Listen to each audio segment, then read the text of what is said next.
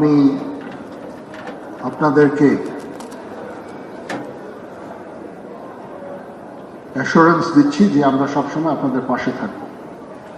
আজকে এই ইফতার আয়োজন এবং আপনাদের যে আর্থিক সহায়তা ভবিষ্যতে দেওয়া হবে, আজকেও কিছু কিছু করে আমরা দিব।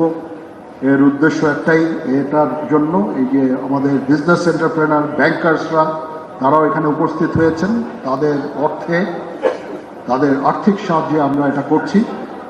তাছাড়াও বিজিএফআই আপনাদের জন্য টাকা অর্থ দান করেছে, সেই অর্থ আপনার কাছে পৌঁছাবে ইনশাআল্লাহ।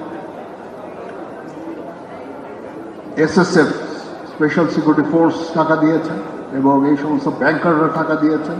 আমরা সেনাবাহিনীর তরফ থেকে টাকা খরচ করছি। আমরা আজ পর্যন্ত 4200-এর উপরে আহতদের চিকিৎসা আমরা দিয়েছি এবং দিয়ে যাচ্ছি।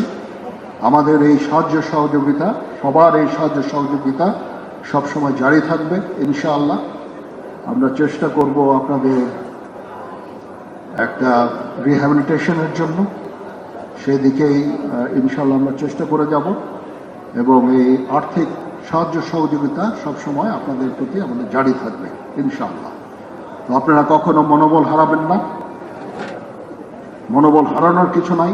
আপনারা জাতির কৃতি সন্তান, আপনারা এই দেশ এবং জাতির জন্য অনেক কিছু ত্যাগ করেছেন। আমি আপনাদের অভিনন্দন জানাচ্ছি, আপনাদের প্রতি কৃতজ্ঞতা জানাচ্ছি এবং আপনাদেরকে এই অ্যাসুরেন্স দিচ্ছি যে আমরা সবসময় আপনাদের পাশে থাকবো ইনশাআল্লাহ।